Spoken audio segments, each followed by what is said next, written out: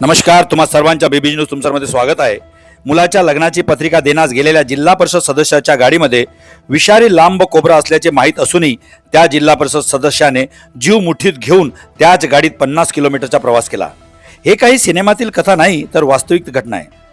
माहिती अशी मिळालेली आहे की तुमसर तालुक्यातील येर्री जिल्हा परिषद क्षेत्राचे सदस्य बंडू बनकर हे आपल्या मुलाच्या लग्नाची पत्रिका मुलीच्या परिवाराला देण्यास तुमसर येथून 50 किलोमीटर दूर मध्य प्रदेशातील सावंगी येथे 22 मार्चला सकाळी डोंगरला येथून निघाले। पत्रिका देऊन तुमसरकडे परत येताना रस्त्यामध्ये त्याच्या गाडीखाली लांब विषारी साप आला। त्यांना वाटला गाडीखाली आल्याने सापाचा मृत्यू झाला असेल, परंतु जेव्हा त्याने मागे पाहिले तर साप दिसला नाही। बंडू बनकर यांना शंका आली। त्याने गाडीच्या बोनेट उघडून पाहणी केली असता तो साप बोनेटमध्ये दडून बसल्याचे दिसले। बंडू बनकर यांनी 2 तासापर्यंत त्याला काढण्याचा प्रयत्न केला, परंतु तो साप निघाला नाही। शेवटी बंडू बनकर यांना तुमसर येथे आवश्यक काम असल्यामुळे ते त्याच गाडीमध्ये सर्प असताना जीव मुठीत घेऊन तुमसरकडे परत आले। विचार करा, गाडी चालवित असताना अशा स्थितीमध्ये जर तो साप पुढे आला असता तर काय झाला असता।